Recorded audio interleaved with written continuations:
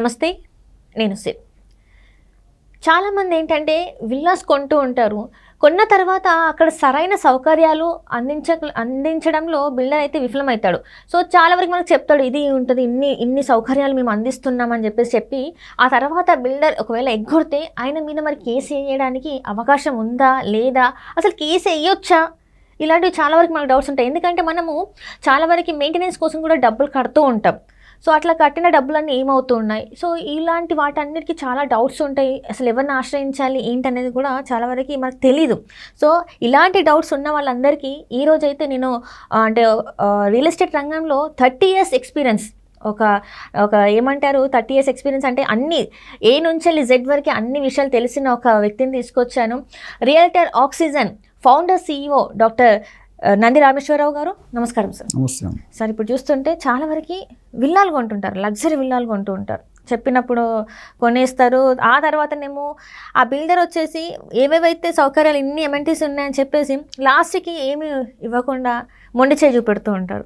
So అలాంటి builder పైన మనం కేసు వేయడానికి, అంటే ఎవరైతే విల్లా కొంటారో వాళ్ళు కేసు వేయడానికి అవకాశం ఉంటుందా? ఏదైతే మెయింటెనెన్స్ మనం కడుతున్నామో అది సరైన వాటికి యూజ్ చేయకుండా పక్కదారి పడుతుంటే వాటిపైన కూడా మనం కేసు వేసే అవకాశం ఉంటుందా? ఏంటంటారు అసలు? తప్పు చేస్తే శిక్ష అనిపించడం కష్టం, అంటే తప్పదు, కంపల్సరీ. ఎందుకంటే మనకి పూర్వజన్మలో పాపాలు చేస్తే పైకి మనం పోయిన తర్వాత, చనిపోయిన తర్వాత ఎవరైనా 2 లోకాలు ఉంటాయి పైన. యముడు ఉంటాడు అక్కడ, స్వర్గలోకం, నరకలోకం.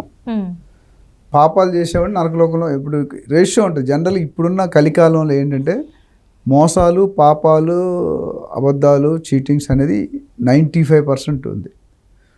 మంచి వాళ్ళు అనేది ఆ 5-10%లోనే మిగిలిపోతున్నారు. సో పైకి వెళ్ళినప్పుడు ఏమవుతుందంటే మంచి పనులు చేసినప్పుడు స్వర్గలోకంలో పంపిస్తాడు ఫస్ట్. అంటే 90 మంచి పనులు, 10 చెడ్డ పనులు అంటే ఫస్ట్ స్వర్గలోకం. సపోజ్ 90 చెడ్డ పనులు అంటే ఫస్ట్ నరకలోకం. అక్కడ బతికుంటే అమ్మగారు సినిమా చూసా, నరకలోకంలో వెళ్తే ఆయిల్లో ఫ్రై చేయడాలు అవన్నీ ఉంటాయి, ఇలా కట్టేయడం. అది ఎందుకు చెప్తానంటే ఎవరైనా తప్పు చేస్తే, బిల్డర్ అవ్వచ్చు, బయర్ అవ్వచ్చు, ఏజెంట్ అవ్వచ్చు, ఎవరైనా తప్పు చేస్తే శిక్ష అనిపించాల్సింది ఒకటి. రెండోది, ఇక్కడ ఒక కేసు గురించి మనం కేస్ స్టడీ మాట్లాడదాం. పేర్లు అవి చెప్పం, బిల్డర్ పేరు కరెక్ట్ కాదు కాబట్టి. మోకిలా శంకరపల్లిలో పెట్టింది పేరు విల్లాస్కి. జనరల్గా మీరు చూసుకుంటే మిగతా ఏరియాలో కూడా ఉన్నాయి, తెల్లాపూర్లో ఉన్నాయి, కొల్లూరు ఉన్నాయి, మిగతా కోంపల్లి అక్కడ ఉన్నాయి. బట్ స్పెషల్లీ మోకిలా శంకరపల్లిలో ఎక్కువ విల్లాస్ ఉంటాయి. హైరైస్ కూడా ఉన్నా కానీ ఇవి ఎక్కువ. సో వీళ్ళు ఏం చేస్తారంటే ప్రీ లాంచ్ని సాఫ్ట్ లాంచ్ కింద, హార్డ్ లాంచ్ కింద చేస్తారు. ప్రీ లాంచ్ తెలియదు బయర్స్కి. ఇప్పుడు వాళ్ళు పర్మిషన్ తెస్తామన్నప్పుడు 2 కోట్లు, విల్లా అంటే 3-4-5 కోట్లు ఉంటుంది. పర్మిషన్ లేకుండా ఎందుకు కొన్నారు అసలు? ఫస్ట్ మందే తప్పు చేసేవాడు ఎలా చేస్తారు? మరి చేయించుకోకూడదు కదా. మనం మోసపోయినంతకాలం మోసం చేస్తూనే ఉంటారు. ఇక్కడ ఏంటంటే నాకు తెలిసి ప్రీ లాంచ్లో కొని ఉంటారు. హెచ్ఎండిఏ పర్మిషన్ లేదు. మన ఏదో ఒక కేసు ఎమర్జీ అయితే హెచ్ఎండిఏ పర్మిషన్ లేదు, వస్తుంది తెప్పిస్తూ ఉన్నారు. ఇప్పుడు 5 సంవత్సరాలు అయితే రాలేదంట. సో అందులో బిల్డరు మనకి అగ్రిమెంట్ ఇచ్చినప్పుడు ఉంటాయన్నమాట. కన్స్ట్రక్షన్ ఇంత, ఎమ్యూనిటీస్ ఇంత, వాటర్కి ఇంత, స్విమ్మింగ్ పూల్కి ఇంత, క్లబ్ హౌస్కి ఇంత, మెయింటెనెన్స్ ఇంత అని కూడా అన్నీ చెప్తుంటారు. కానీ చాలా వరకు 80% of the builders will not complete project. Structure లేపి రూములు కట్టి ఇచ్చేస్తారు. కానీ లైఫ్ ట్యాక్స్ అంటే ఇప్పుడు మన బండికి, కార్కి, 2 వీలర్కి లైఫ్ ట్యాక్స్ కడతాం, ఇన్సూరెన్స్ ఎవ్రీ ఇయర్. ఎట్లా గేటెడ్ కమ్యూనిటీలు ఏమవుతుందంటే గజానికో, విల్లాకో, స్క్వేర్ ఫీట్ ఇంత అని పెట్టి లైఫ్ టైం మెయింటెనెన్స్ అని తీసుకుంటాడు. సపోజ్ నేను ముంబైలో ఒక ప్రాజెక్ట్ మార్కెట్ చేస్తున్నాను, ప్లాటింగ్, DTCP.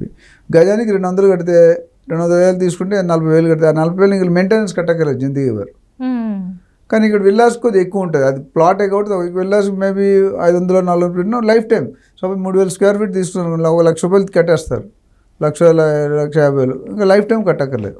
కొన్ని ఏంటంటే ఫస్ట్ 5 years, ఫస్ట్ 3 years అంటారు. ఇంత తర్వాత బిల్డర్ బయటకు వెళ్ళి మీ సొసైటీ ఫామ్ చేసుకొని మీరు కట్టుకోండి అంటారు. సో రకరకాల మాత్రమే. ఇక్కడ ఈ కేసులో ఏమైందంటే వాళ్ళు ఎమ్యూనిటీస్ ఇస్తామని చెప్పి అగ్రిమెంట్లో ఇచ్చారంట. దాదాపు 110 విల్లాస్ పైన ఉన్నాయి విల్లాస్ అన్నీ. So gated community, swimming pool, amenities, మిగతా జనరల్ క్లబ్ హౌస్ ఇవన్నీ ఉంటాయి కదా, జిమ్ము, జాగింగ్ టైం ఇవన్నీ ఇస్తా అన్నారు. కానీ ఇవ్వలేదు, డిఫాల్ట్ అయ్యారు. కట్టి బిల్డర్స్ చేతులు ఎత్తేసారు. అంటే 10-20% లాసే కదా. ఇమ్యూనిటీస్ ఎప్పుడు లాస్ట్ 10-20%లో వస్తాయి. సో ఈ విల్లాస్ కట్టలేదు, ఇంతవరకు పర్మిషన్ అవ్వలేదు. తెప్పిస్తామని చెప్పి మీకు ప్రాజెక్ట్ అయిపోయిలో తెప్పిస్తారు. ఫస్ట్ కొనకూడదు. నా ప్రకారం prevention is better than cure. ఎందుకంటే ప్రివెన్షన్ ఎందుకంటే మీరు చేతులు కాలే ఆకలి కొట్టుకుంటే ఏం ఉపయోగం? పర్మిషన్ లేదని చెప్పి మీరు ఎందుకు అన్నారు? ఆయన ఏం చేశాడు? క్యారెట్ వాడాడు, రేటు తగ్గించాడు. 10,000 ఇస్తే మీకు 7,000కి ఇస్తానంటాడు. 3,000 కోసం చూసుకుని 7,000 వదిలేస్తాం మనం హ్యూమన్ నేచర్ టెండెన్సీ. ఏదైనా ఫ్రీగా వస్తుందంటే ఎగబడతాం మనం. సో ఆ బిల్డర్ని దాన్ని ఇప్పుడు ఇన్ఫర్టిలిటీ ఉందనుకోండి, డాక్టర్స్ ఎట్లా ఎన్కేస్ చేసుకుంటారు మీకు తెలుసు. మనం వీఆర్ విక్టిమ్.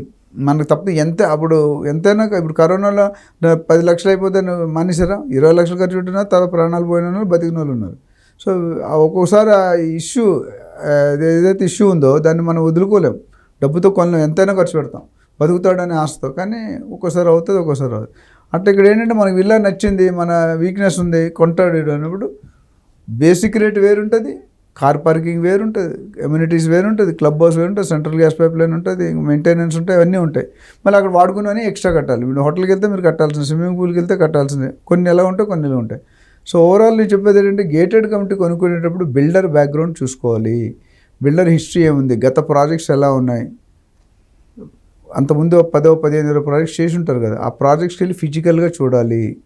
చూసి అక్కడున్న కస్టమర్స్తో మాట్లాడాలి, బిల్డర్ ఆఫీస్కి వెళ్ళాలి, బిల్డర్ అపాయింట్మెంట్ తీసుకుని కలవాలి, పర్మిషన్ చెక్ చేయాలి, ఎంప్లాయీస్తో మాట్లాడాలి, సైట్కి వెళ్ళి అండర్ కన్స్ట్రక్షన్ సైట్ ఉంటే సైట్కి వెళ్ళి వాళ్ళ బిహేవియర్ ఎట్లా ఉంది, యాటిట్యూడ్ ఎట్లా ఉంది, అసలు ఈఎస్ఐ పిఎఫ్ ఉందా ఎంప్లాయీస్కి, ఏమైనా బిల్డర్ మీద ఎఫ్ఐఆర్ కేసులు ఉన్నాయా, ట్యాక్స్ కేసులు ఏమైనా ఉన్నాయా, ఇవన్నీ. Plus existing customers, past customers ఇద్దరితో మన వెబ్సైట్లో రివ్యూస్ చూడాలి.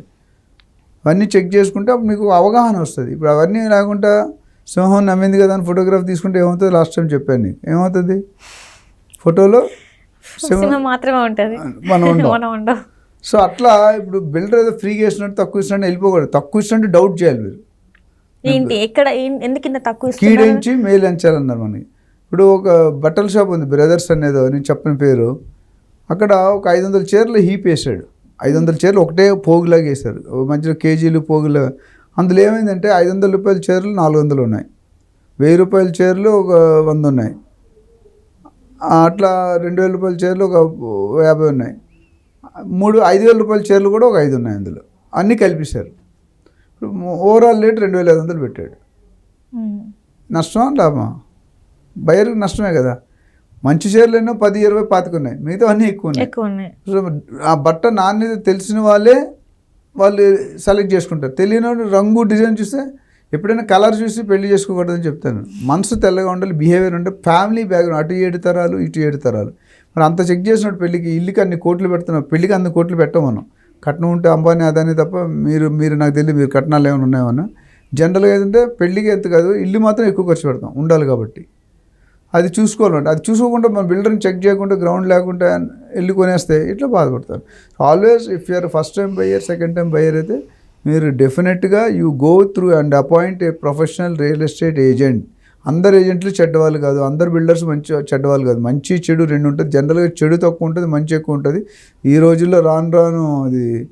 అందుకనే రామాయణం, మహాభారతం, అట్లా భాగవతం ఇవన్నీ ఉన్నాయి, భగవద్గీత ఇవన్నీ కూడా చూస్తే మహాభారతం పాలిటిక్స్ ఇంకెక్కడా ఉండవు.